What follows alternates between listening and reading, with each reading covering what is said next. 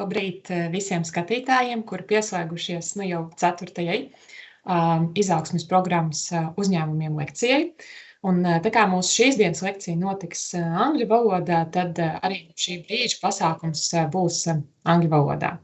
So, in the previous lectures, we have talked about things like finding your growth ambition, looking at your business in a more complex and systematic way. We have explored our customers to understand what is driving them, what are their needs. We have found out the tools, how to do that.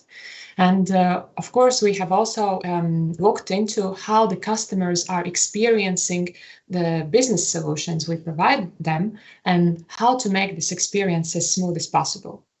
And so finally, today, it is the time to talk about how we are delivering these solutions to the customers and how we are introducing this solution to the customer as well. So talking about marketing and sales. And our today's lecture will give you insights into how to reach your target audiences, how to set up the goals, build your sales and marketing funnels, and how to measure your efforts as well.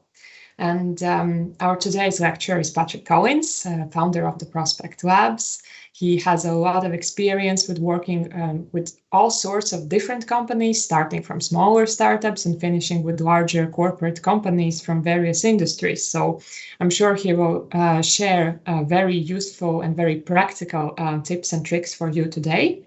And as always, viewers, you are invited to share your questions in the Facebook video's comment section, and we will be addressing them at the end of the lecture.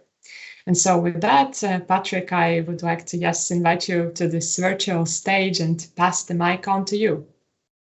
Thank you very much. So first of all, it's an absolute pleasure to be here.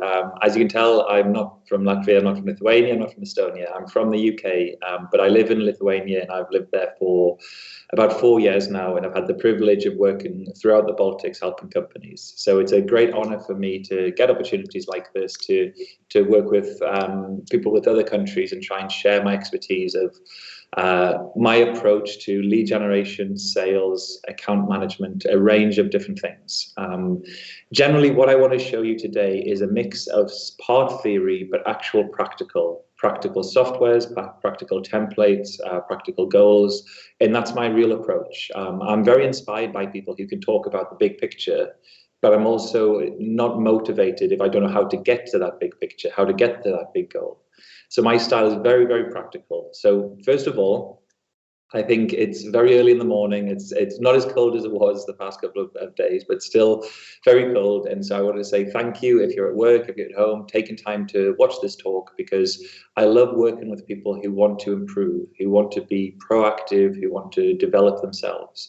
And the benefit all of you have being in this sort of awkward period of sometimes working from home, sometimes working from the office, is there are so many great online resources like this where you can keep learning and keep developing.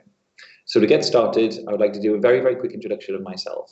I'm father of 2 children, recently had a baby boy a month ago, so it's been an incredible end to the year to go through 2 years of COVID and have 2 children, and I'm sure a lot of families have experienced the same thing.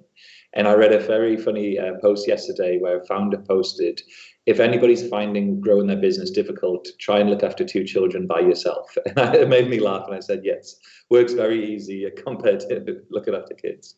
But I'm also the founder of Prospect Labs, so prospectlabs.co, and we are one of the Baltics' leading growth hacking agency. And what I mean by growth hacking is we adapt to try and find ways to grow your business and how to be creative.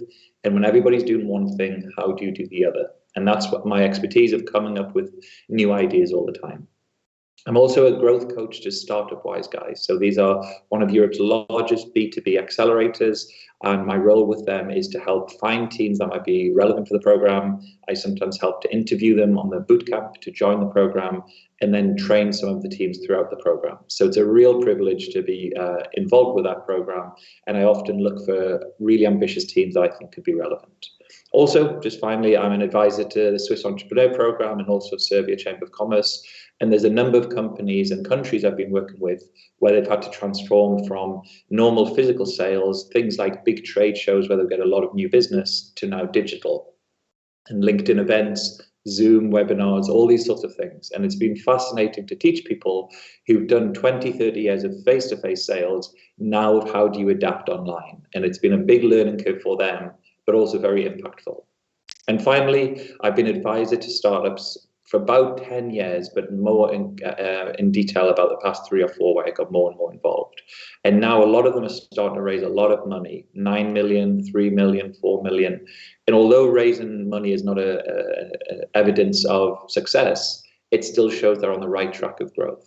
And my small contribution to them was at the very early stage of helping them find new ways to test the product, get feedback, and build the systems. So I'm not your go-to person if you have 50 plus people, if you're a huge corporation trying to do sales. You would find me crazy because I move too quickly, I change too quickly with ideas.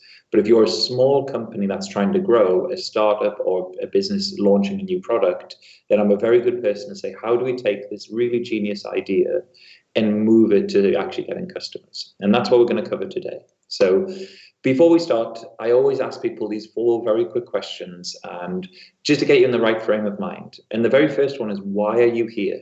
So if your answer is something like, somebody said I have to be, it's not good enough. You have to have a intrinsic motivation to want to be the best in the world. And what I mean by best in the world is if you compare yourself with your role model, example, somebody very famous at the moment, Elon Musk. How can you be as good as him at all the 1% things? And what I mean by this is you can drink the same amount of water, you can read the same amount of books, you can be active the same amount of time, you can use the same softwares for managing your business. The difference is, yes, huge business, huge wealth, everything else behind them. But all I'm saying, there's so many little things that can make you the best in the world that you should be focusing on. So when I say to you, why are you here today? You should have a desire of every meeting you go into, every webinar you watch, what do you want to take from it? Secondly, are you actually here? I know you're listening, I know you're watching, but are you mentally thinking about Christmas? Are you mentally thinking about what you're going to eat for lunch? Are you here now, present, ready to absorb what I'm going to teach you? Next, how are you going to implement this? Do you have a pen and paper? Are you making notes? Are you going to ask for a recording? What are you going to do to not be the person who has a gym membership but never goes, or the person who has a big bookshelf but never reads them? Be the person who watches and then implements it straight away. And that's the speed of learning that you can do. And then finally, how are you going to build a relationship with me? If you think of anybody who's in a position like myself that has the privilege of speaking to you, it's because we have many, many years of experience and many years of building a network and sort of influence of lots of people. So why I say, how are you going to build a relationship is simply, I am sure out of all of you watching here, I know somebody that might invest, somebody that might be your customer, somebody that might become a potential employee, somebody that can make an introduction to a company you want to work with. So use this opportunity to get to know me, reach out to me, and nurture a relationship if there's potential to help you. Good. So let's get started. And this is all about the 3 key areas: building that sales pipeline, as in all the different steps to making sales, then figuring out which channels are right for you. And I want to show you some best practice examples that will help you scale with the least amount of work. And then software that will help leverage all of this work. That'll make your life a lot easier by software that you probably didn't even know existed. Some of it will be a bit advanced, other of it a bit of fun, but I just want to show you what is capable and what you can be doing. So to get started, I do this with everybody and I say, let's forget about sales just for the next 10 minutes and let's just go to day-to-day real world life. And the reason I say this is because whenever I train salespeople, they turn from this lovely person into this monster. They turn into somebody who forgets about social interaction, forgets about their own self-worth, forgets about confidence, and they just think it's me, me, me. I need to hit my targets. I'm going to aggressive hustle and fight. And they lose track of what they've been practicing all their life. So think about these first few things. When was the last time you called a person and simply said, how are you? In a relationship sort of way. Any of your friends, when did you just ring to say, how are you doing? And then secondly, when they said, oh, I'm having such a bad time, problem with school, problem with work, problem with my job, did you reply and say, oh, I know about it, I'm the same? Or did you reply and say, tell me more? And these 3 words, if I only had one bit of advice to give a salesperson, would just say, learn to say, tell me more. 2 ears, 1 mouth. Use these double the amount. A salesperson's job is to be able to listen, learn about people, and find a solution, not to convince people of something they don't need. So if you speak in, and this is still on a friendship basis, speak to your friends, speak to your partner, and just say, how are you? And when they start to speak, say, wow, that's amazing. Tell me more. And you'll go from on the level surface conversation to really knowing something that builds a bond. And the final thing is, in all of your network of friends, if you call them, do they look at their phone and think, oh no, it's Pat ringing. What does he want? Or do they say, oh, I haven't spoken to Pat for a while, looking forward to speaking to him? Can you be the latter? Can you be the person that everybody wants to speak to because you're the person who gives, who cares, who listens?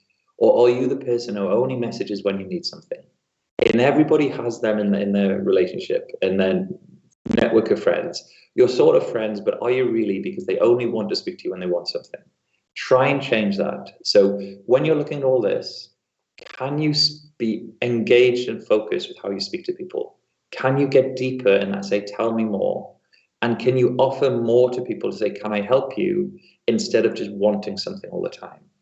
And my sort of mantra, my ethos that I try and live by, both personally and from the business side, is this: give more than you take, and you'll receive more than you'll ever need. And the reason that I try and do this is I build networks, I build partnerships, and we'll talk about a little bit later how valuable referrals are for your business. But what's fascinating is when I first moved to Lithuania a couple of years ago, and even when I was doing my first talks in Latvia, I wasn't used to the reception like I used to get in the UK or the US, or even when I've done talks in Asia. When I was in the UK, I would say a talk and people would mirror my body language. They would smile, they would laugh, they would look me in the eye. When I did my first talks in Latvia, everybody was so serious that I sort of thought, have I really gone downhill? Is my talks not very good anymore? Have I upset somebody? And all I realized was a cultural learning that why would you smile if you don't know the person? Your default would be to be serious. And so it took me a long time to learn this. But also it took a long time for people to adapt to me, to say, why do you want to help me? You're not charging me. I don't know you too much. Why would you help me if you don't know me? And people were suspicious to start with. And this is a slight different culture, but I think how I approach things is to say, most people in general are good people, and what you give gets back so much more than you ever need. And so try and focus on building your relationships from saying, how can I help you? Tell me more, and be the person who gives without always asking. And you'll find when we talk about sales why this will be so critical. So if you think about all this sort of relationship, you've actually been selling all of your life and you don't realize the second you're born, you start crying. And that's your way of communicating, I want something. You realize that there's verbal cues to say, if I need something, I'm going to have to make a noise. Then as you grow older, as a toddler, you start to negotiate a little bit. Your parents will say, you can't have that. And you'll say, oh, please, if I just behave, can I have this? If I just do this, please, can I watch the TV? If I'm good, please, can I have a lolly or something? You subliminally learn that you have a negotiating power. If you promise one thing, you might get the reward. So from the age of 3, you're already got the sales skills that many good salespeople don't even realize they have.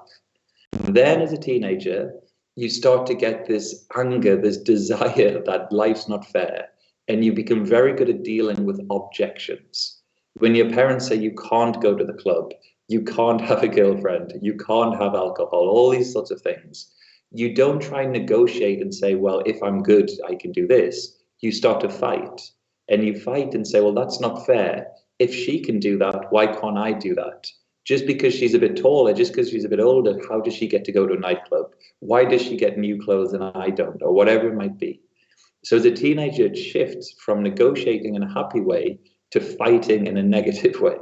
And good salespeople communicate well, they negotiate well, and by God, they really deal with objections.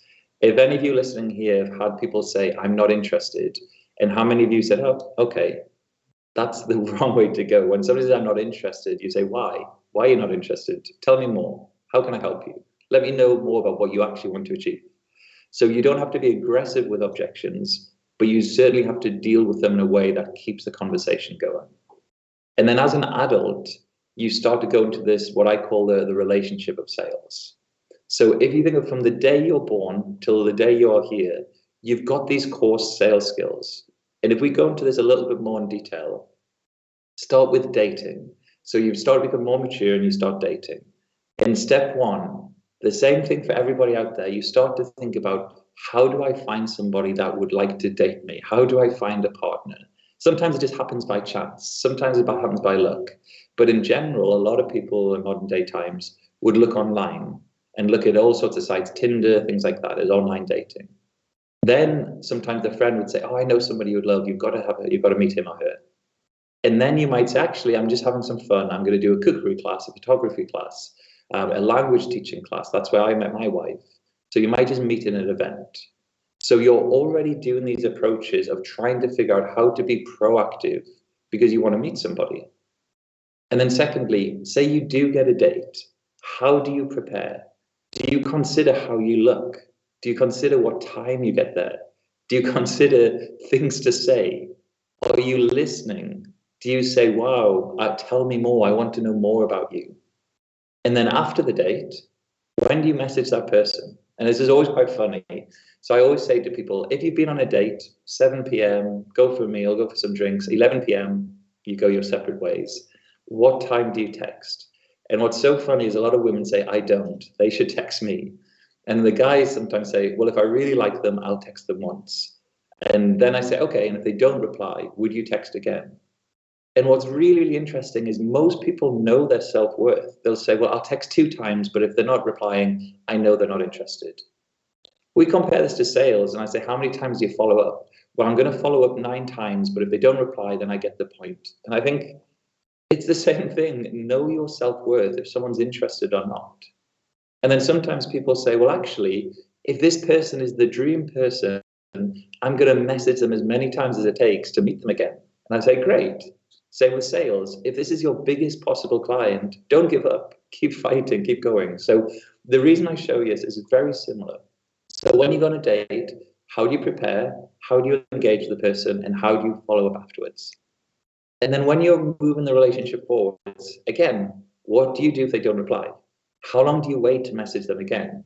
And if that person says, I had a good time, but I'm really not interested, do you get angry? Do you get upset? Do you keep a good relationship? How do you deal with the rejection or the objection? Good. And then say the relationship progresses. You have a couple of dates and your partner says, I would love you to meet my friends. How do you impress them? How do you build a relationship with not that person you're speaking to, but their wider circle to say, yes, we really, really like this person. And then finally, it gets to the point where you want to get engaged, get married.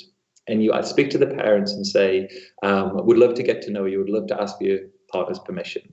How do you meet the people that are so important to sign off this relationship, to say, you have our blessing?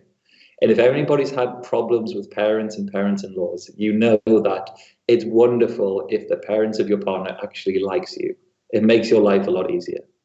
So when we think about all of this, and please don't think you've signed up for the wrong webinar. This is not a relationship webinar. This is a sales and marketing webinar. But the reason I want to show you this is this. All the things we've just talked about are just building your sales pipeline. And a sales pipeline is this. The sales pipeline is trying to get to a point where you have a series of steps of how you go from stranger to the endpoint. And in your relationship, you'll go from first date, second date, however many dates. You'll meet the friends, you'll meet the parents, you get married, you have kids. Life has a cycle, a relationship cycle. And sometimes it goes perfect. Sometimes you split up, sometimes you get divorced, whatever it might be. And this is exactly the same with your sales pipeline. You look for new leads to speak to, you have meetings, you have decisions, you have the decision makers to sign off, you might have the owner that has to have the final decision, then you become a customer. But throughout that stage, a lot of time they'll say not interested and they stop. So the reason I wanted to introduce this is the amount of times I speak to people about relationships and they seem experts. I speak to them about sales and it's as if they've never spoke about this. They have no idea of the different stages. They don't realize how to prepare or how to talk. And they sort of feel that just because you're in a sales environment, people don't become people anymore. It's something like a different world. And when you start to realize that treating people day to day is the same as a sales approach, things become so much more easy. So what I want to show you here is this is a sales pipeline that I recommend for a lot of people. Now, a lot of you listening today will have two different types of business. Some will be business to business, so selling to another business that wants to buy a product or service. Some of you will be business to consumer, where you'll be selling smaller but higher volume consumer products, clothes, products, drinks, that sort of thing. Now, this pipeline will be a lot different from B2B to B2C. So start with this. This is more business to business. And the reason why you have a sales pipeline is because business to consumer is more about marketing and they just buy. There's not the steps in between of negotiation. Yes, there's the online things of going to your website, converting them, some pop-up messages, some discounts, but it's not manual. A lot of the time it's automated. But for B2B, to take you from one sort of conversation to a paying customer is about social interaction. It's about relationships. And if you don't think it's important about how much value people put on you as a person, think about how Apple grew. And yes, the product was incredible, but it was Steve Jobs' vision, charisma, drive, creativity that helped to really boost it. Think of Tesla at the moment. Take Elon Musk out of Tesla, and they are nowhere near the same attractive business that they are at the moment. So no matter how big the business is, no matter if you're working for a huge corporation or a startup, people buy from you first and then the product. So you need to be amazing at building relationships, at listening, at showing people, I'm not just trying to make a sale. If I can't help you, I'll refer you to somebody else. But if I can help you, I'm going to be the best possible person to speak to. That should be your ethos, your mantra. So when we think of a sales pipeline, a new lead is simply somebody who shows interest in you. So if anybody messages me after this talk to say, hey, Pat, really like to talk, would love to speak to you about working together. That's a new lead. Somebody signs up on my website. Somebody replies to me on LinkedIn or email. I put them in as a new lead. This is somebody who's interested in working with me, but we have had not too much discussion yet, and they certainly have never worked with me before. Then I send them a message to say, thanks for the email. Are you free on Friday at 10? Would be great to meet for coffee. And I put them in demo booked or meeting booked. And the reason I do this is because when you're speaking to these people, if you look at your sales stages, you might have a mix of people in new lead, some that are new, but you've not spoken to, and some that you're messaging, but haven't replied. And if they start to really build up a new lead, it's very hard to figure out who you're speaking to. So I like to segment them to say, if I'm chasing them up, put them in demo booked. Then when they reply and says, yep, Wednesday, Friday is great, whatever it might be, let's meet up. Or I send them a calendar invite and they click accept. I put it in demo booked, and there we go. And then after demo booked, if they say, okay, let me think about it, I'll get back to you, I put them in pending decision. So I maybe missed a stage here, but I would say new lead, pending demo, demo booked. And then we have the call and they say, let me think about it, I'll decide. And that's pending decision. And then with myself, I have a software.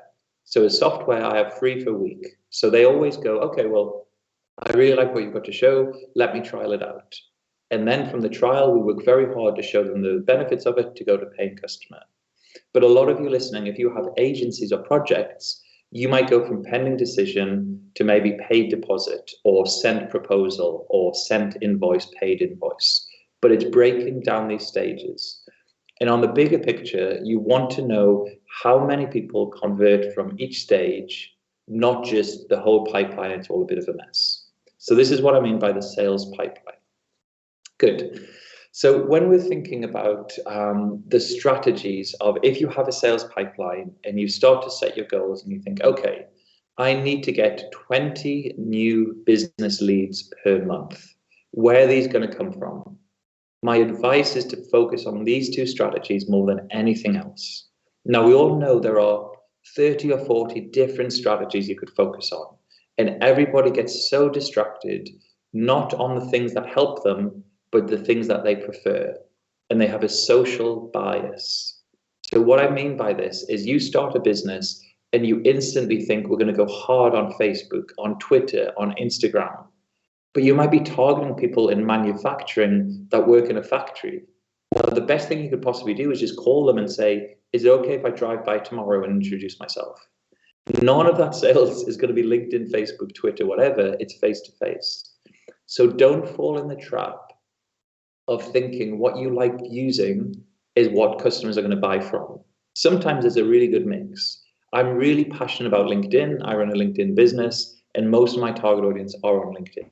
But for a lot of people, if you're targeting manufacturing, agriculture, if you're targeting maybe bigger businesses, the social channels that you love yourself aren't always the best ones. And I've seen some ridiculous examples where companies are trying to do TikTok videos of dancing to try and get manufacturing clients. And it's crazy.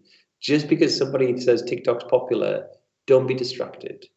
And the final part for this is, how many of you have seen a business, say a physical business, a taxi, something like that, that simply says, like us on Facebook.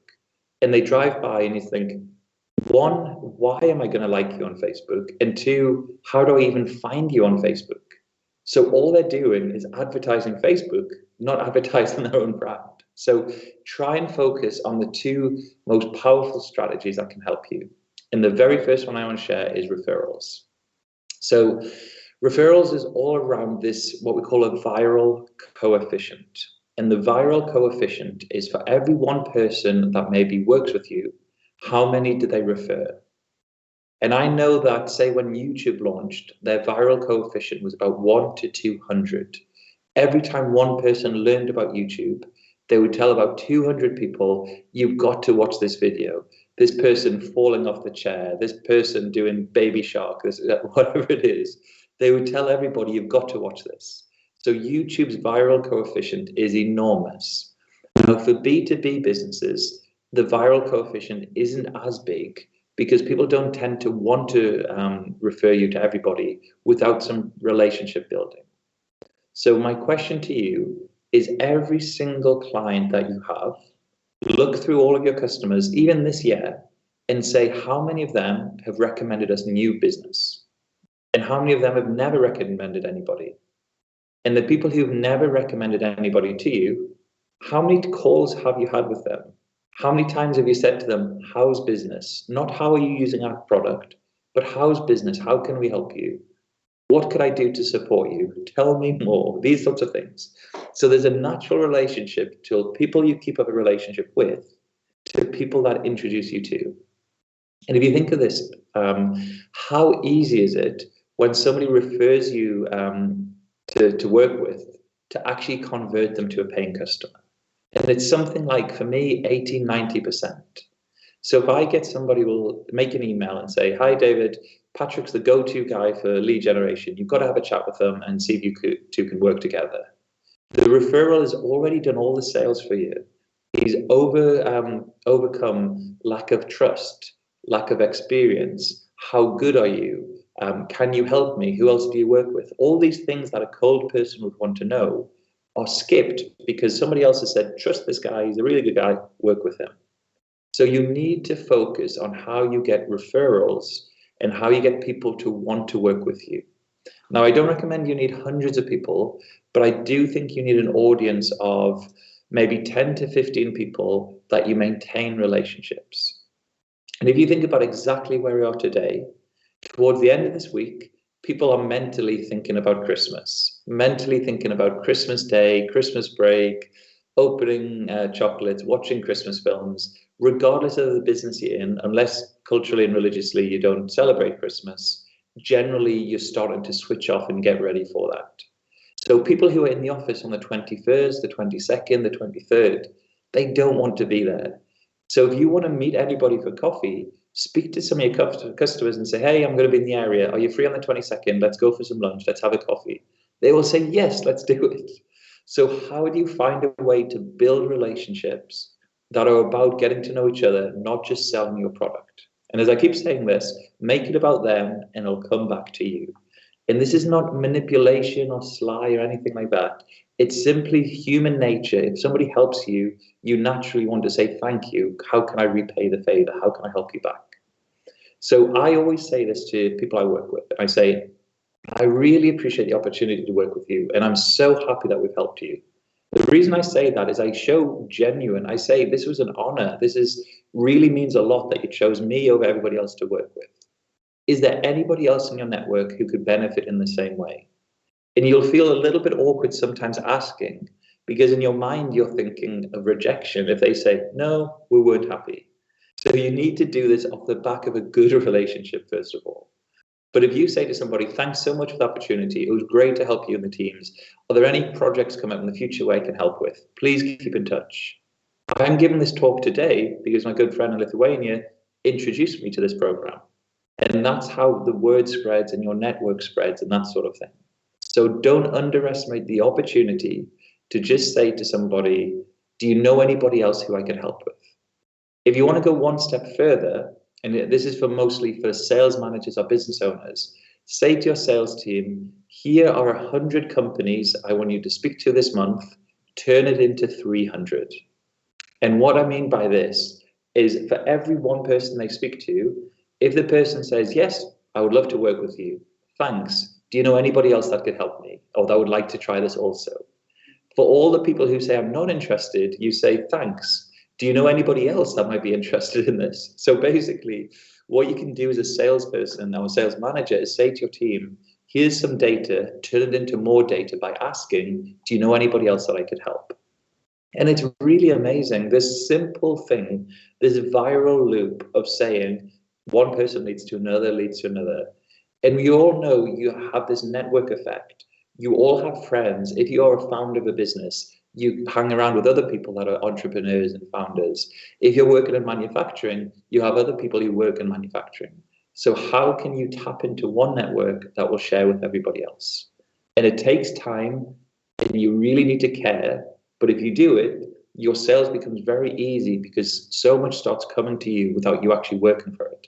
And you're building this team, this army of people that anywhere somebody says, we're looking for somebody who can do training on lead generation. Their response is, oh, I know somebody, Patriks Kolinss, you've got to speak to him.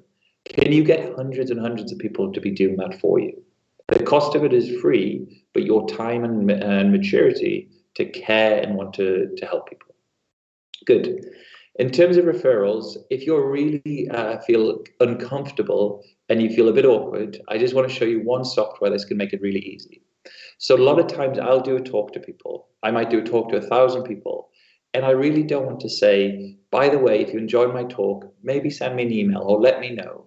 So I use this software. And what this software does, called endorsal.io, is it lets you send a link to people where they can just click sync with LinkedIn, sync with Twitter, sync with Google, something like that. It pulls up their profile image and all of their company information, and you can just ask a few quick questions. And then what happens is that when somebody answers it, and this is the site here, and when somebody answers the questions and they answer a form like this, you embed it on your site like this. So all of this is a real-time feed of anybody that gives me feedback, it comes here. And you can see, I don't know if you like it or not, but for me, it's really important that I have trust that people say, I like Patrick's training. I like the way he works. Social proof is really important. And one other quite nice thing about this is when you refresh it, it always updates with a different order all the time. So that is called endorsal. And the idea behind this tool is that you might do a talk, you might be speaking to a customer, all sorts of different things. And you might feel a little bit awkward just to say, I really like working with you. Can we get some feedback? Can we get a review, that sort of thing? So this is not always necessarily asking for referral, but if you can get some feedback from a customer and put it on your website, it adds that value of other people looking, thinking, I can trust you. And particularly for an early stage business or new product, the last thing people want is to be the first. So think of this analogy. Have any of you been to a nightclub? And it happens more often on holiday than actually back at home. But been on to a nightclub and there's a queue of people outside and there's music on and you think, okay, let's go to this place, it looks busy. So you pay money, usually too much money, you go down the steps, you go in, and it's absolutely empty. There's two people there and you think, what's just happened there? What you've done subliminally is thought, because there's a queue, it must be popular. Because it's popular, I'm going to go. And so that's creating the hype of saying, because there's some social proof, I'm not the first, so I'm going to buy. Think of another analogy, a coffee shop. There was a study made that if somebody puts out a cake and there's the full cake there, nobody will buy a slice because nobody wants to go first. So coffee shops started doing this where they would take a slice out, and whenever they put a new cake, it always has one slice missing. And guess what? Everybody buys it. And the reason being, nobody wants to be first. Nobody likes that. They don't want to say, I'm going to test it out. Now, every so often there's crazy characters that say, I'm the first one, let me do this. But in general, human psychology nature is that you don't want to be the first to test it. You need to see social proof. And this tool called Endorsal is a really great way to get that social proof and put it on your website, post on social media, put it on your email signature, whatever it is, to say, you can trust us. We know what we're doing. You're not the first, that sort of thing. Good. Okay, in terms of moving forward, just move there. Good. Next thing is asking for feedback. So if you think about sales, sales is about you. I want to hit my targets. I want to speak to you about how our product can help you to achieve our goals, our revenue, our sales, our investment. And if you look at your emails that you send, sales emails, look down the left-hand side, and how many of them say, I. Dear Patrick, I'm the founder of this business. I do this. I would like to have a call with you because I can help you with something. You're not messaging them saying we can help you. You're saying, I don't even care what you think. This is about me. So the best way to do sales is not to talk about what you want, but it's to help make the person you're messaging, make it feel like it's their decision to want to speak to you. So what I say on the left-hand side, I say, don't do this. It's say, hi, first name. At Prospect Labs, we help startups with lead generation. Are you free for a call where we can show you how to use our product? Now, sometimes people will react and say, okay, sounds interesting. But in general, and this is a huge sort of sweeping statement, but in general, people don't like a cold email as much because they don't have input. They don't have any decision on this. They just know you're going to sell to them. On the other side, it's a really good sales approach, again, by building a relationship. Hi, first name, we're a new business helping startups to do lead generation. And as an expert in this space, I would love to get some of your feedback on what we've built. Are you free for 30 minutes this week? The general idea behind this and what I ask is, can I get your expertise, your advice on if you like the product? And if I'm talking to somebody, they're naturally going to build a relationship with me, get to know me. And then from there, we can then go to, well, do you know anybody that might want to try this? And more often than not, that person says, this is really cool. Yeah, I would like to test this. I know a load of people who would try. And then you go into that viral loop. And the whole reason for this is the foundations of how you've reached out to them. You've said, I respect your time. You've got a huge influence on what you do. Could I get your feedback? What do you think about this? And it's now their decision to speak to you. If people message me that sometimes, I feel honored to say, you want my feedback? Well, yeah, of course, let's have a chat. And then in the call, we build a relationship and I learn, this is pretty cool. But if somebody messages them and say, hi, Pat, we've got the software. I think it could help you. Do you want to call? I just can't be bothered to be sold to. I want to help. I want to be in control. I want to learn more. So try and get into this model of asking people for feedback. Now, if you're an early stage business or new product, reach out to potential customers and say, this is what we're building. Would love your feedback. What do you think? And it's genuine feedback. Some people say it's terrible. It's too buggy. I wouldn't pay for it. And other people say, I love it. And the ones who love it, when you build the product, they're your customers. If you're a much bigger business, the same thing. Just say, we've got this new solution. We've actually got all these customers that are using it. I'd love to get your feedback, though. Is this something that could help you? And regardless of what they say, thanks for your time. Do you know anybody else this could benefit from? 2 or 3 people would be great to know. So get used to the cycle of asking for feedback and asking for referrals. And this really, really helps people. Good. So now if we think about, you have this sales pipeline, the relationship sales or the sales pipeline, from cold lead, you're having meetings, negotiating, making sales.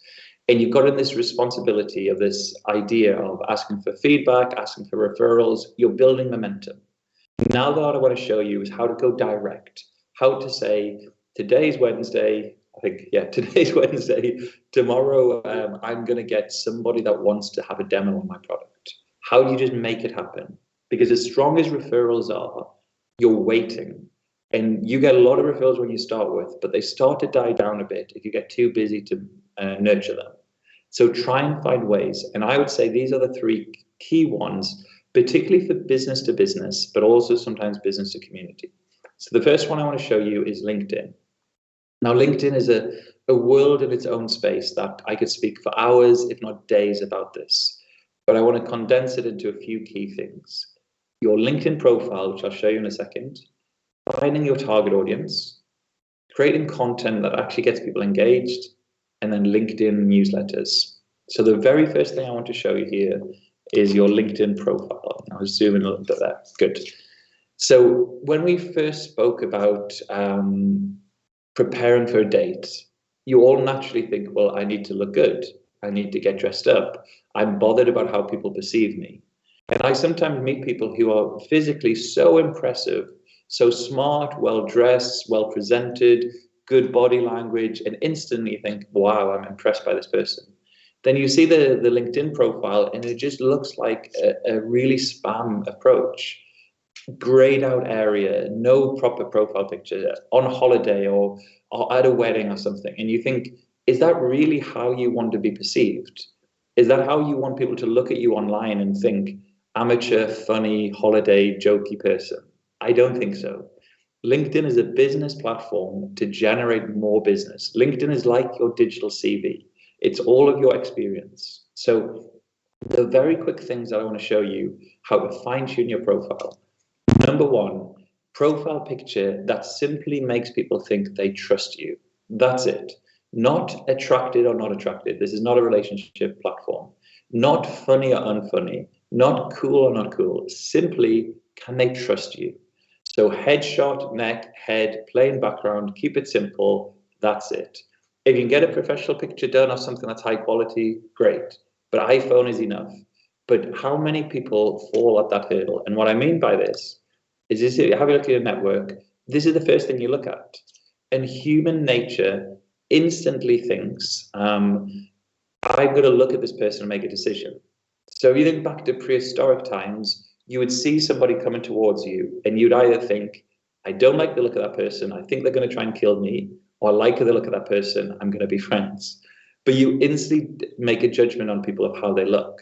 Now, on dating sites, it's instantly attracted or not. On things like LinkedIn, it's nothing to do with attracted, it's just simply trust.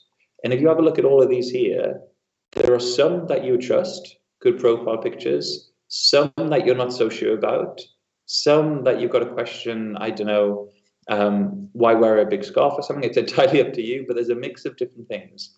But you can instantly see some that are really well optimized and some that are not so much. So it's personalized up to you, but the profile picture is so important of that first impression, just to build a relationship of trust. That's all. Second thing is this background image. Try and use this the same way you'd use the top half of your website. So how would you get people's attention? And all I want to say is my business name and the things we offer. We're a software, we're an agency, and we're an academy. That's all. I don't want a huge amount of information there because sometimes it's too much. But I just want to be branded to say I care of how people perceive me. Final two things I want to show you. Title here. The tagline is so critical. So when people message you, this is the tagline here. Challenging the way you think about LinkedIn to bring you better result cuts out. This one here, freelance, growth marketing, expo, CMO, Facebook ads, PPC. So I get a mix of everything there, and it's very good, but there's a few things I would change. So on my own profile, I say job title. This is the formula. Job title at which business? Founder.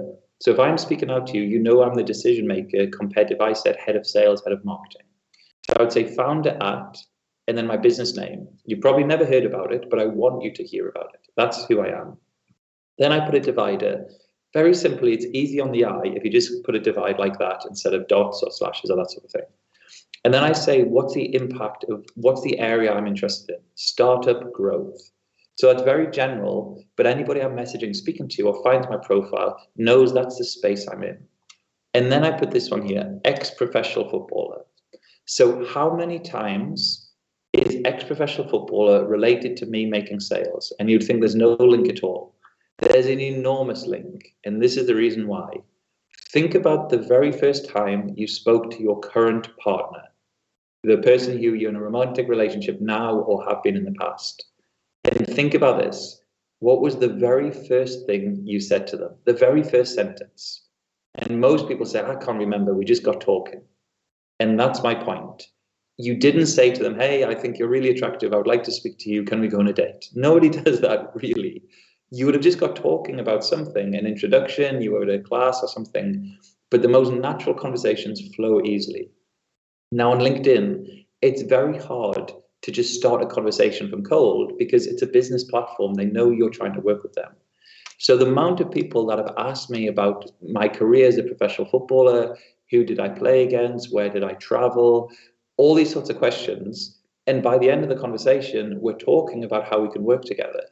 So the reason for this is you might want to do this, add some small talk, add something to make you easier to speak to. Now I've got a friend here, Laura, and this is her profile.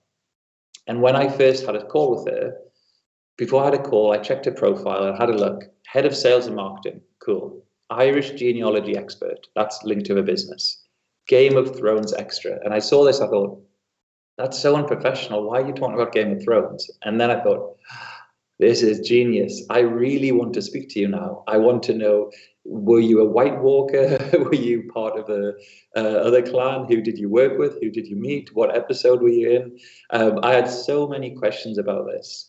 So the point of this is your LinkedIn profile belongs to you, not the company. So you can be branded on behalf of the company, but you're representing your personality, what you want to do, that sort of thing. So make sure that when you represent yourself like this, you want to say, this is who I am. This is everything about me. Final thing is you can click add section, and there's a section called featured. And featured lets you add links, images, that sort of thing. And when you add it, it looks like this. And it brings to life blogs you've done, talks you've done, things like this. And the reason why this can be very powerful is because you want social proof.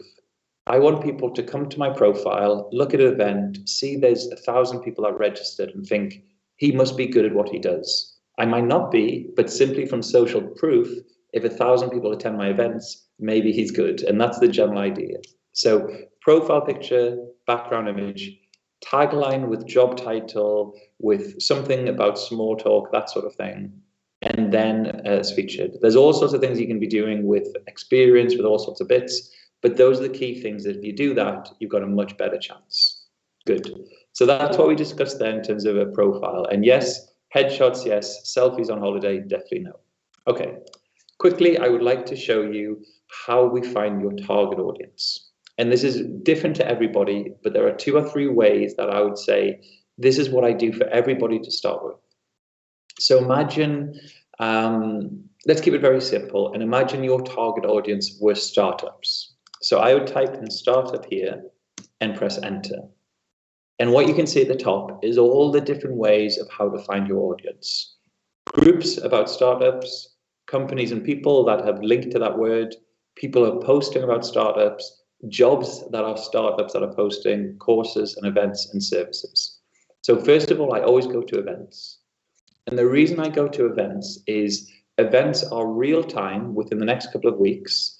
People are active on LinkedIn attending the events.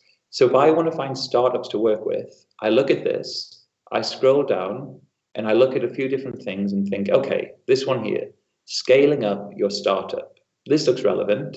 So I click attend and then I click on people and that's it. They've now found a list of interested startups who are looking to scale up. So my work of finding my target audience is just all here. Amazing. All of these are my target audience. So then the next thing you can do is message any of these people and you don't need to connect with them.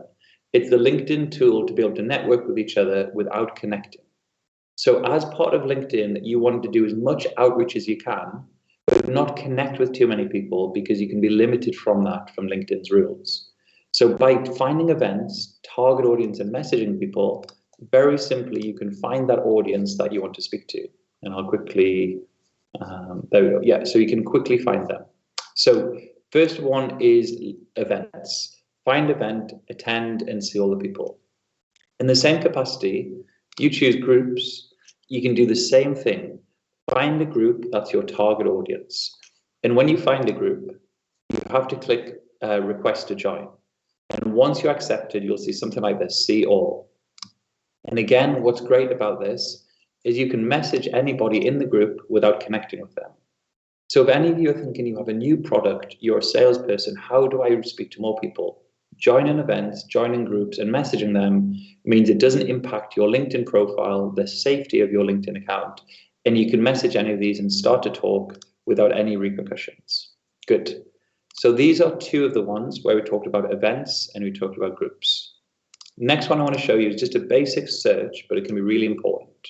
So if you click search and then enter, and then click on all filters, you get to filter all the different people that are in your network. So choose second and third degree, which are people outside of your network that you're not connected with yet. So Christina here is friends with my friends, but we don't know each other yet. That's what you're looking for. And then pick the country. So I'll choose United Kingdom, for example, today. And then I scroll all the way down to title. And you can do multiple titles. So I would usually do founder, space, and then capital or, and then I would say sales or CEO. So I want to do a mix of them together. And if I click show results, there we go. 900,000 people, a huge amount of people. Now, LinkedIn can only show you the first 1,000 results. So if you're looking for a target audience, you need to filter this to get to less than 1,000 all the time. So I would then put in something specific, and I would put in, say, blockchain, and industry-specific startups. And there we go, much, much less of the people that I'm looking for. And even though there's still loads, I might add more filters. But what I'm trying to show you is you can filter by your network, location, title, and then even industry here. I can maybe filter by these two industries. And there we go, it's starting to get a lot less. And at this time, unfortunately, you can't just message people, you need to connect with them. So the final thing I want to show you about this is that when you connect and when you click add a note, always, always, always add a note. And I get amazed by this. People watch one of my talks and just send connect. And I think, are you trying to sell to me? Are you trying to say thanks? Are you trying to build a relationship? Say something.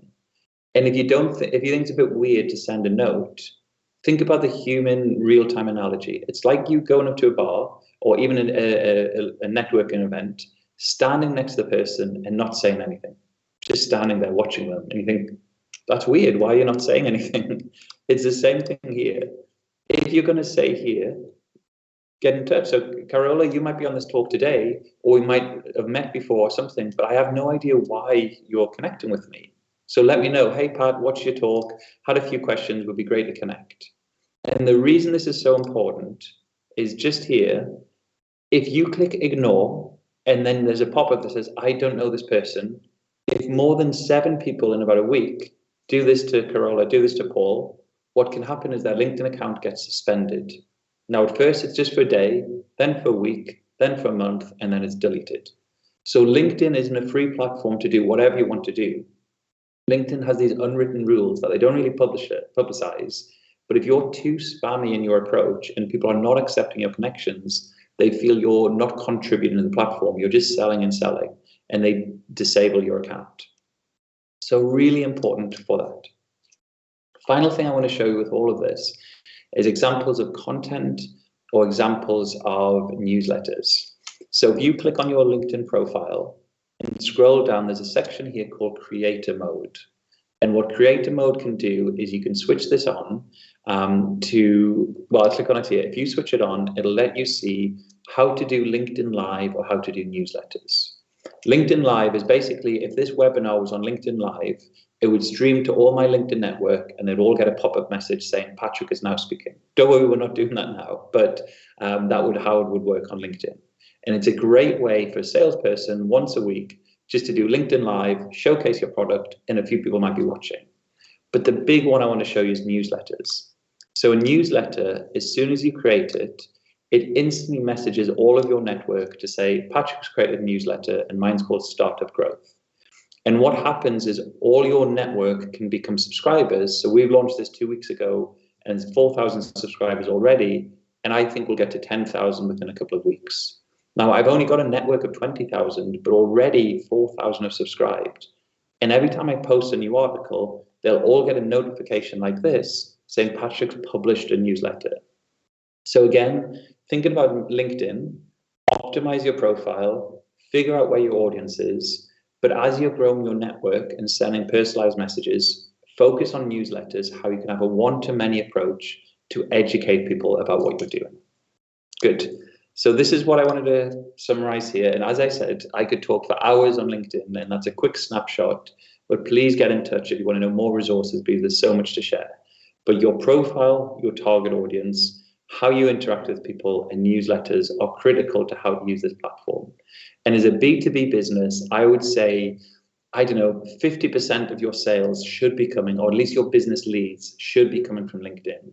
So unless you're targeting agriculture or maybe some really specific niches where you don't think they're on LinkedIn, most people that you'll ever work with will be on LinkedIn. Most people ever hire will have a LinkedIn profile. So start to generate this sort of education of how to do this. Good. In terms of automation, very quickly, my software is called prospectlabs.co, and we are a LinkedIn software that automates the processes I've just showed you. So our software will send connection messages with the personalized notes.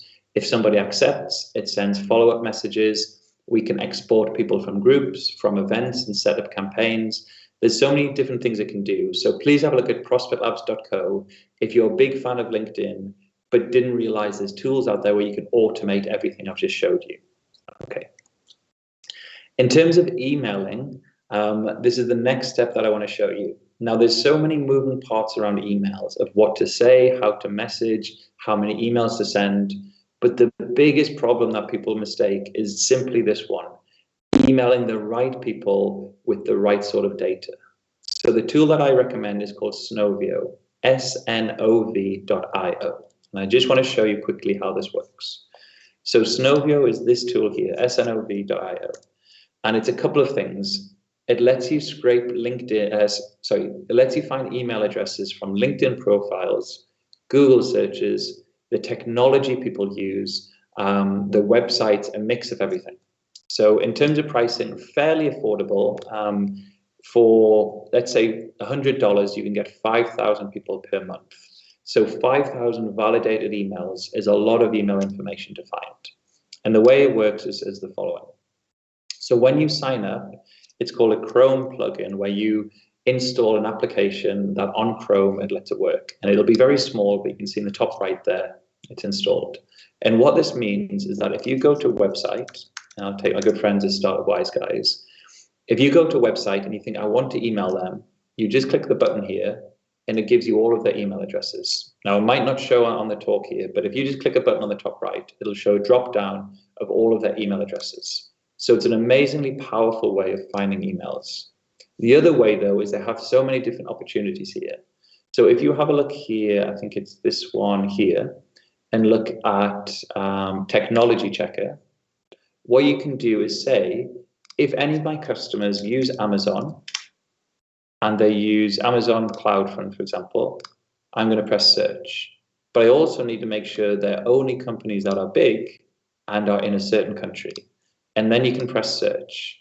And what happens here is this will give you a list of all of the companies that use a certain software. And then from that, it will give you their email addresses and LinkedIn profiles. So it's hugely powerful that, for example, I'm about to work with a company who's going to do a talk on HubSpot.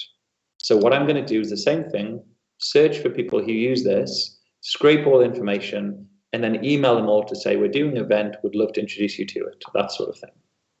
So it's a really powerful way of finding information. And then in terms of the information it finds, once you've done a search, you can just click this valid button here, and it'll find all of the email addresses.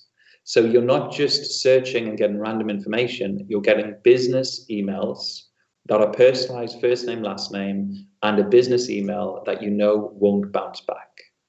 So when we talk about email marketing, the main thing I would say is you need to be messaging business emails, not Yahoo, Gmail, that sort of thing. Business emails using their first name, last name, company information, and also getting information on LinkedIn.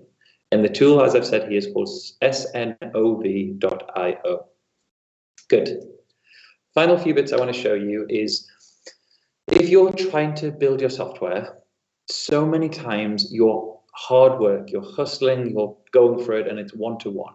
And the problem with this is that every person you speak to, the next call that starts, they didn't benefit from that call. So I could do the best sales call of my life for that one person, and then I start again and I think, oh no, I've got to do this again and again and again. So you need to find a one-to-many approach to educate people or to build your community.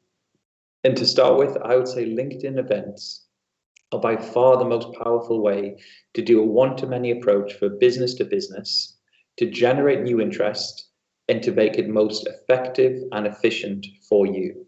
And what I mean by this is I like people who work hard. I like people more who work smart.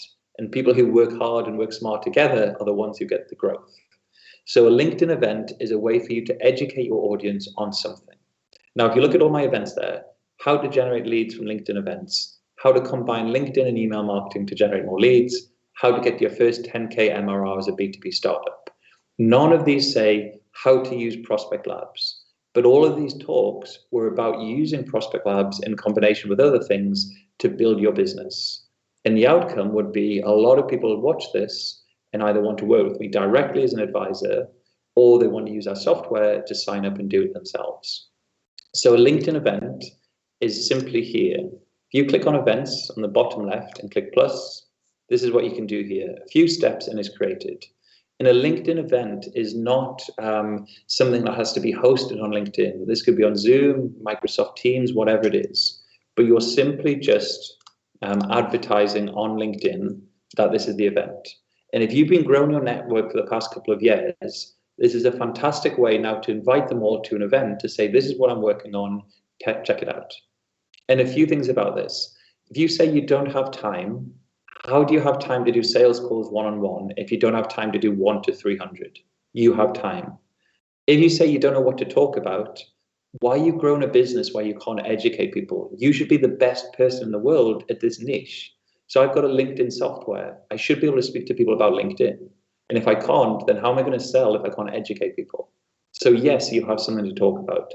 Number 3, you're scared of public speaking. And this is a really big one. And my advice would be, I have no idea if 0 people, 1 person, or 10 million people are on this talk today, because I'm basically looking at a screen sharing. So you just need to get over that sort of insecurities of public speaking, because for all the people who think, oh, I don't like you, there will be hundreds of people who love what you're doing. And again, if you're B2B business, you don't need hundreds of customers a month. You might need 5 or 10 a month, even less if you're an agency doing projects. So a LinkedIn event is how you can engage with all your network, bring in new people to your network, and speak to them about what you do and become a thought leader in the space to say you are the go-to person for this type of business. And that's LinkedIn events. Final thing I want to show you is this one here called creating a Facebook group. So on Facebook, a lot of you might say, my target audience are not on Facebook. And I would disagree. Your target audience are on Facebook, but they're not on Facebook looking to buy your product. There's 2 different things. So is anybody you're working with on Facebook? Yes, probably they are. But how do you get them to go from on Facebook to being in a business mentality, thinking about what you do, to then working with you?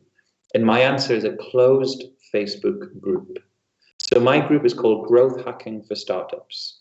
And the way this works, and the picture of it here, it's not called Prospect Labs Lead Generation Group or something like that. It's called Growth Hacking for Startups. And the big message is post your lead generation questions and we're here to help. And again, this goes back to the very start. Give more than you receive and you'll get more than you need. I created this group first and foremost to help people. Have a question, just let me know. And the reason for this is I get so many one-on-one questions where I say, can you post in the group?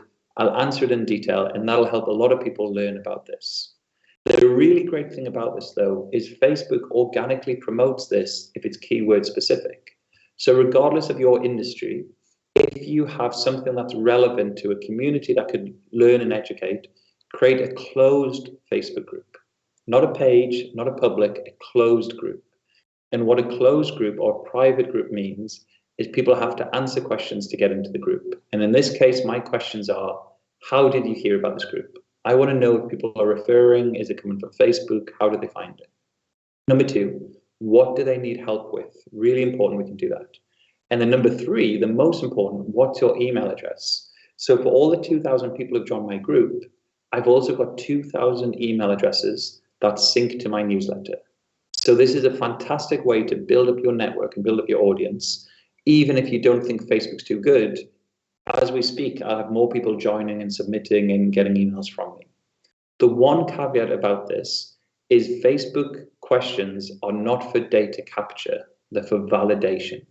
And what I mean by this is that Facebook will ask these questions, but when you click approve, it wipes the details. So if you want to automate this, I would show you this software called Group Leads. And Group Leads is a software, and I'll show you just quickly here.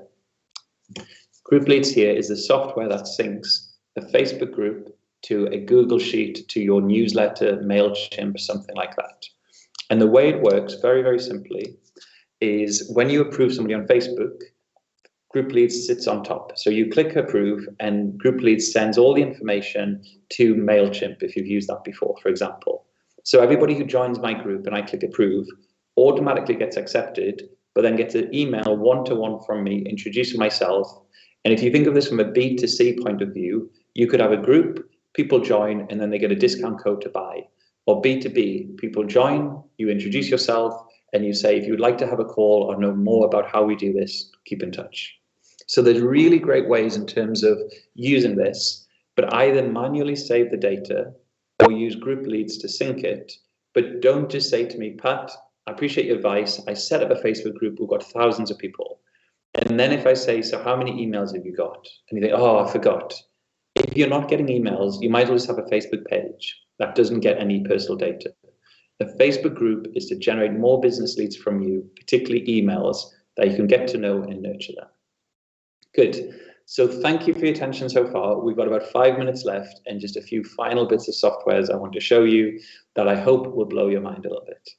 This one is called Coyote.net. So I worked with Coyote as part of Startup Wise Guys Accelerator. It was in Milan, and I think it was last year, or even this year. The COVID time really flies. But what this software does, and I'll log in here to show you, is it's a software perfect for creating social media content. So first and foremost, it will let you share your content on LinkedIn, on Twitter, on YouTube, that sort of thing. But it has this software here called Travis AI. And what Travis AI will do is help you to create content and even translate it. So if we do this in English, first of all, we might have a look at a one here called LinkedIn ad copy, and click on that. And if I click on it, I'll say Prospect Labs, and I'll say description, lead generation agency, helping startups to generate more leads. There we go. And select language. So the moment I'll do this in English, and I'll click generate LinkedIn ad copy. And what this tool will do is generate information to say, use this on your ads. So Prospect Labs is an innovative lead generation agency that specializes in helping startups to generate more leads. We have a team of experts who are trained to create the perfect marketing strategy for your business. With our help, you'll be able to reach the people you need most and convert them. Now, this is not from my website. This is not from something like this. This is an AI writing what it thinks will be good for me.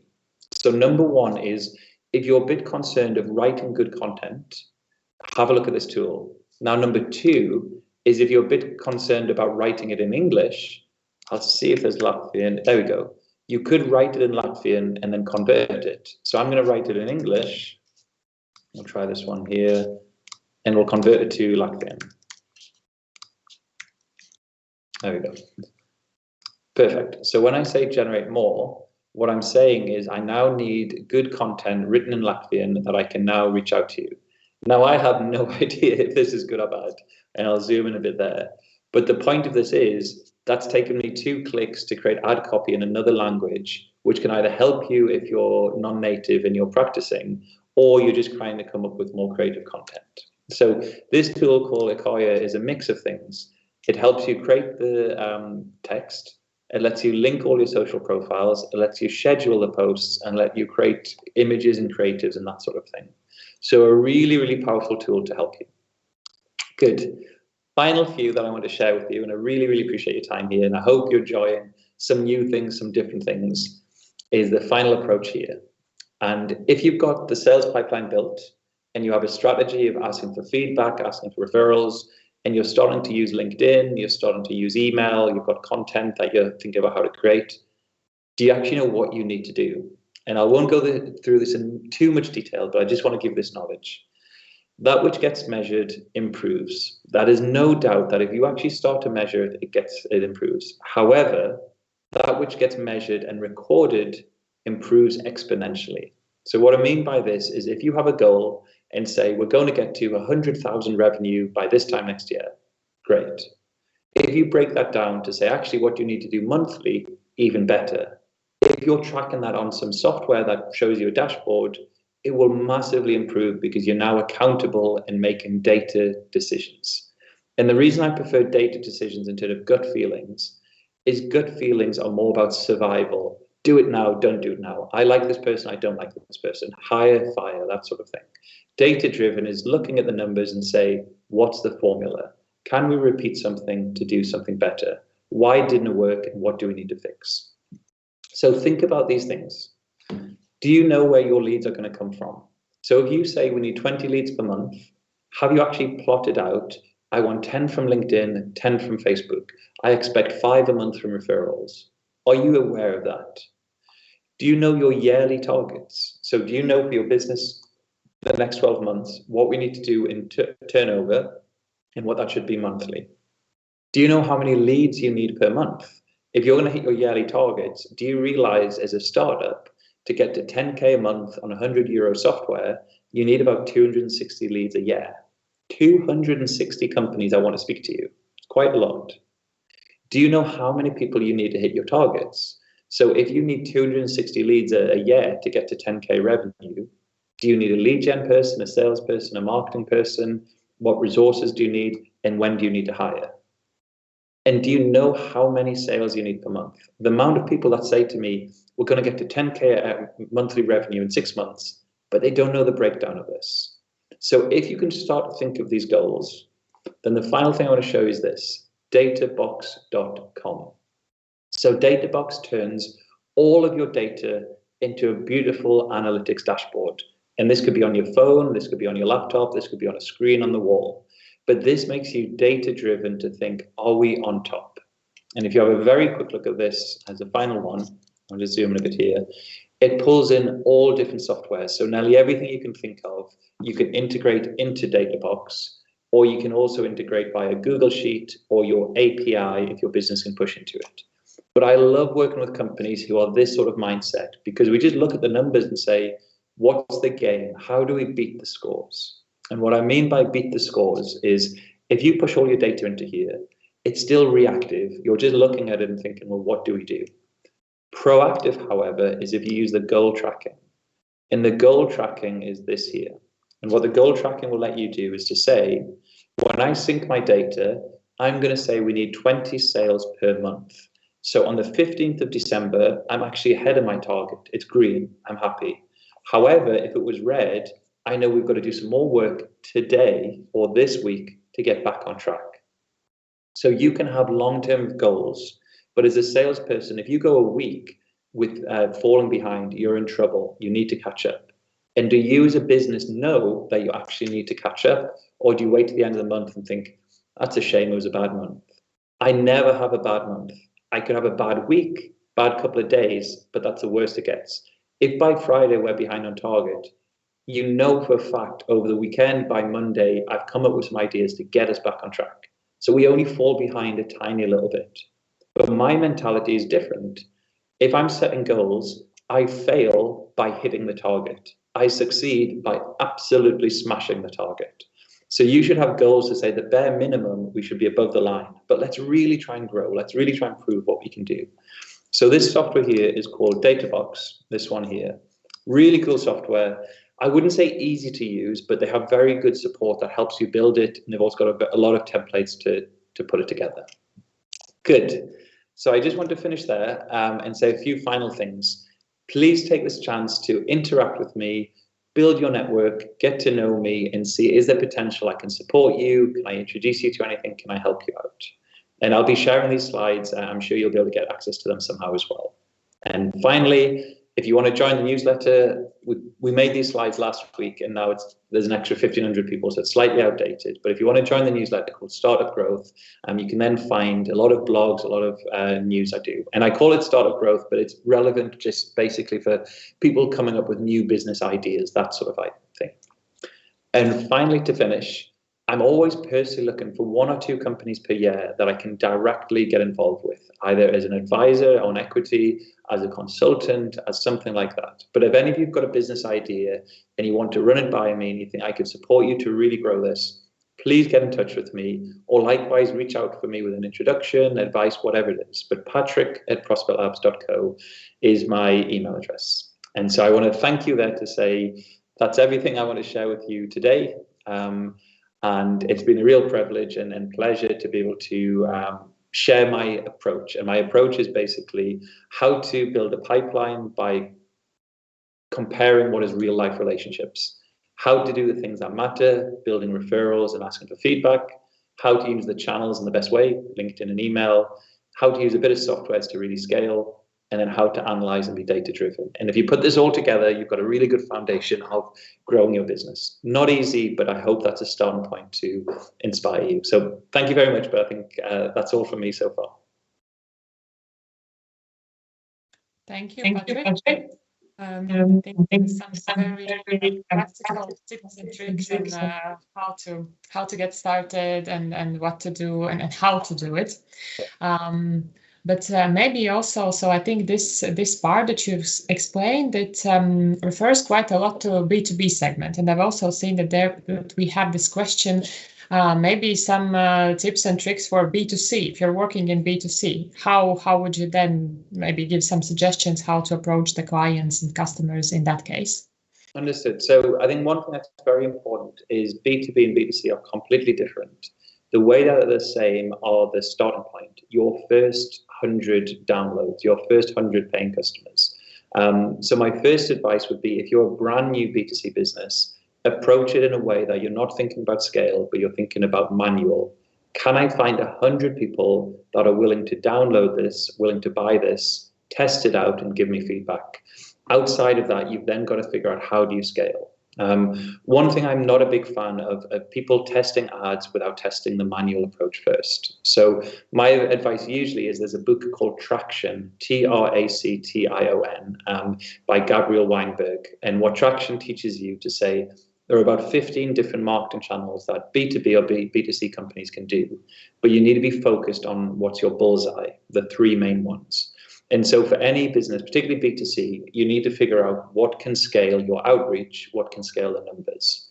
So I would usually say, number 1, start with community. And that can be a Facebook group, Twitter, LinkedIn, Slack, whatever it might be.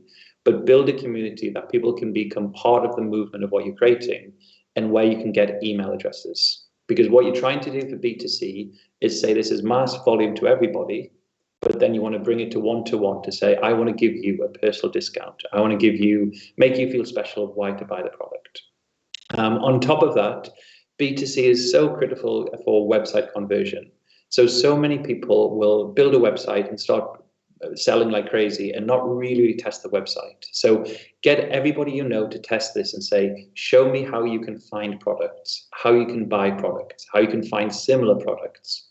And the final thing I would say on this for B2C in particular is exit pop-ups. So an exit pop-up is when you go into a website, if you try and leave the website at the top, there should be a message pops up that says, before you leave, why don't you do this?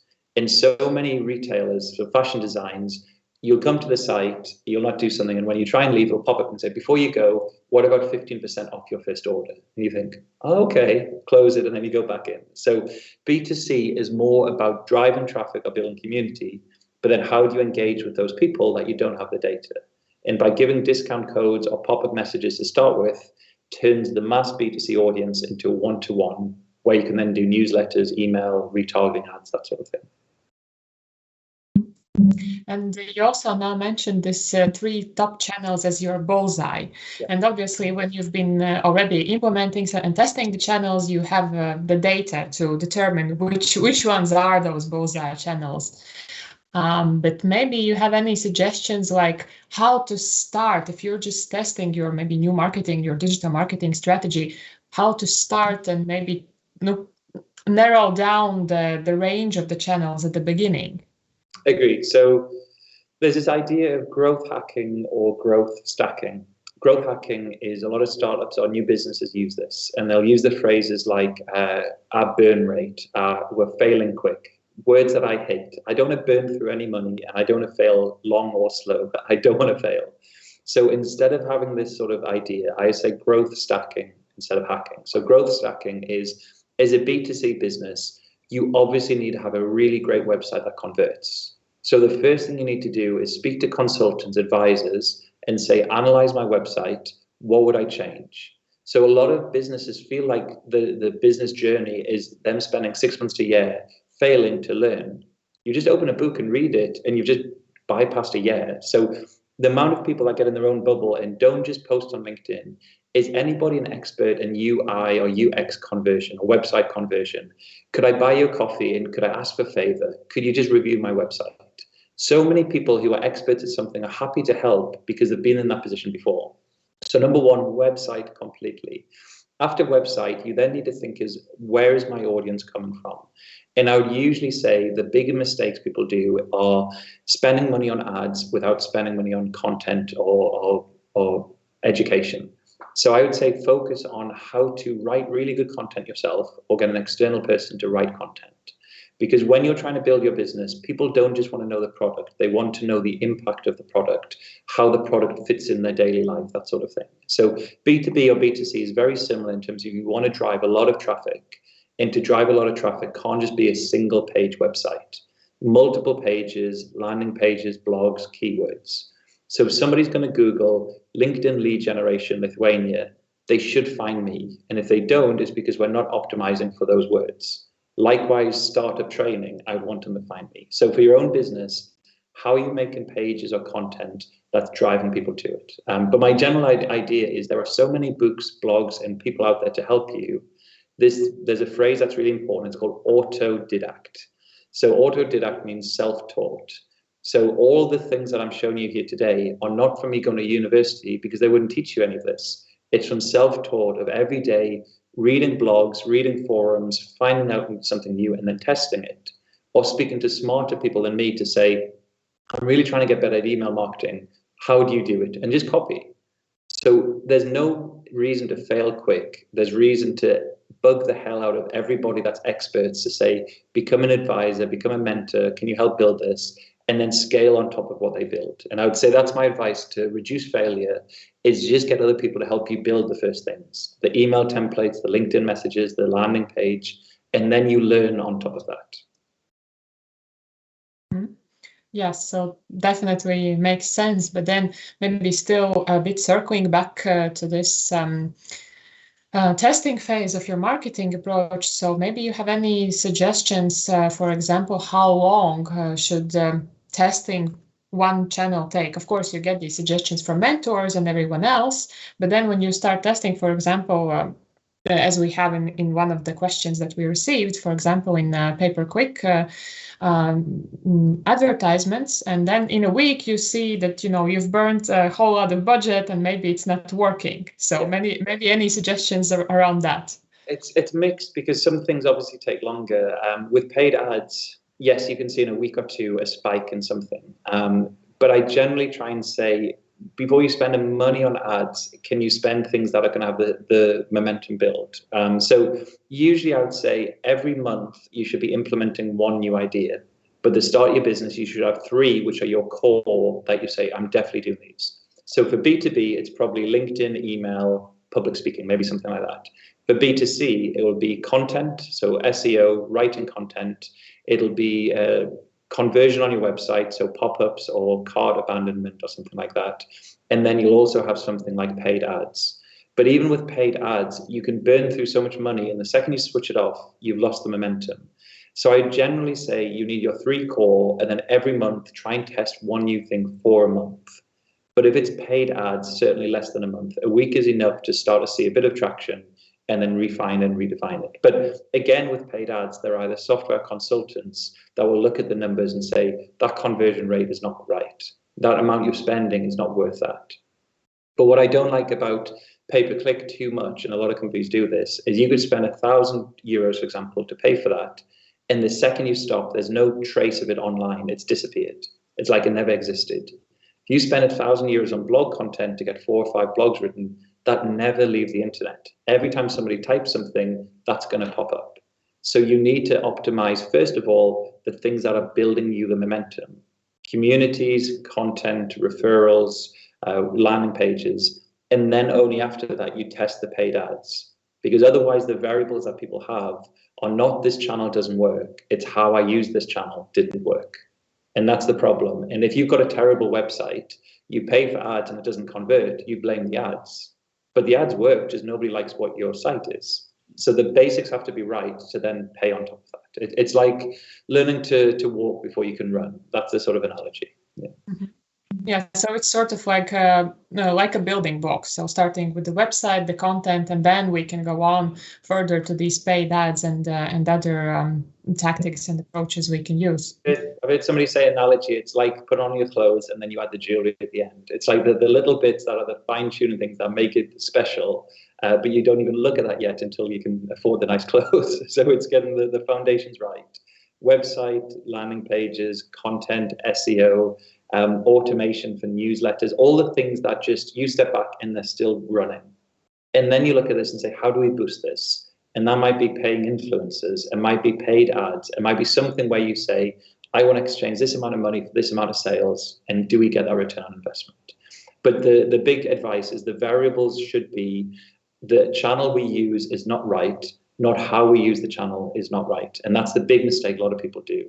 I speak to a company about LinkedIn and they say, oh, LinkedIn's not for me. I tried it. I just get loads of spam messages. I say, all of your customers on there, those spam messages are probably the same ones you're sending. Do events, do newsletters, do something different. But don't wipe off a whole channel just because your bias is I don't like it. And that's a big mistake a lot of people do. Yeah, so you should really trust the data here and not your own feelings towards something, right? Agreed, yeah. And I think that book called Traction is a really good one. Or there's a book from Daniel Kahneman called Thinking Fast and Slow. And I think that's another really good one where it opened my eyes to say, and the way people make decisions is so much about your bias and your gut feeling without actually looking at the data in front of you. People don't read much. They just glance at it and make a decision. And so slow down a bit, set up your foundations and structure, get other people to review it, and then test it out. And then as a business owner, you adjust to that very quickly because you have a strategy. But I see people testing everything and they don't know what's working or not because they're just juggling everything. So try something. But I would say if you don't get your foundations right, you put your pressure on you too much, because as a B2B business, why be testing ads when you know sending emails and sending LinkedIn messages should be the core to get started? So don't go for the big goal, because then if you're testing, you're not getting results every day. So the core boring ones should be getting you some good results, okay, and then the paid ones should be really boosting that to add on top. And that's generally how I look at it. Mm-hmm. Thank you. And then one last question. Yeah. So do you have any tips on positioning a company from the marketing perspective in the context of current industry trends? That's a tricky one. I think it's so general because it depends on every industry you're in and what you're doing. There is one thing, though, that I believe in, and it's the company culture has to be portrayed in everything you do. So you'll feel that when you see a business owner and when you see the staff and when you see the site, if they've got everything ready, you see this feeling of what they stand for. So a good example of this is Patagonia, a huge brand, the climbing industry. So Patagonia, they did a post recently to say all of our staff and all of our shops are shut from the 23rd of December to the 28th. They're having a good Christmas break and we're paying them bonuses. Now, a lot of people would get goosebumps and think, I want to work for them. That's cool. So their brand is company culture. So how you position yourself is what do you believe in? Now, for myself, I believe in training, I believe in support, I believe in help. And so every talk I do, every presentation, how my team are trained has that core principles. So I think it's a much bigger question because every industry could be specific to gender, race, size of industry, size of audience, product. There's all sorts of different things. But the general starting point I would say is, how do you want to be perceived as a business owner? What do you stand for? What do you want your customers to buy into, and how do you build that? And that's where really good PR, really good content, really good videos leverages that sort of emotion. But it's hard to do because people start a business thinking what's selling is just the product. And there's the Simon Sinek sort of circle, which is the why, what, or how, what, and why. And a lot of people say how we work is just we offer a product. What we do is the software. And when you speak to people and say, well, but why do you run the business? They say, oh, it's a job. It's like, no, that's why people are buying from you. So what is your why? What is the why of Tesla compared to Apple, compared to Nike, compared to Adidas? The more you have a why behind you, the more it's easier to market and sell that. I think that would be my advice. Anyway. Yes, thank you. And I think that is actually a very nice ending point to our conversation as well. So really referring back to why you are doing it, and what is your bigger purpose of your business, and let's say maybe, well, your mission, but in really a broad sense of view. Point, I was speaking to a startup and they were talking about their product, and I said, are you willing to commit the next 8 years of your life, your relationship, your free time to make this the biggest company in the world? And they said, oh, didn't think about this, I've just started a business. And I said, well, if you're going to the startup space, it's scale like crazy, but it basically is an 8 to 9 year journey from startup to IPO. Is that what you're looking to go? And I think they realized, actually, no, this is just a hobby. I'm not that serious. So you need to think of your why. You need to try and visualize, can we be the best in the world? Even if you haven't got ambitions to scale huge, is the quality of what you're doing can compete with the best out there. And so the why trumps everything, because the why is how, why I like working with some companies more than others, why I hire somebody over the other. It's what's inside of why they're doing something, and their motivation is what inspires others. Mm-hmm. Thank you, Patrick. No so, yes, thank you for these suggestions, and thank you as well for the lecture, and I think very practical tools and approaches that you have shown us today. And of course, thank you all the viewers who joined us for this lecture.